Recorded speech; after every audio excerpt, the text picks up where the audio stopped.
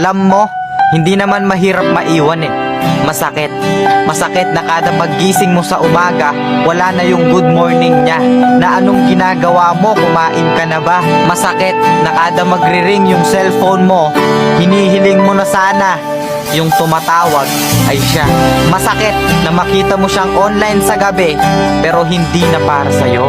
Masakit kasi nakikita mo siyang masaya pero hindi ikaw ang kapiling niya. At alam mo kung bakit masakit? Kasi mahal mo pa siya pero hindi na ikaw ang mahal niya.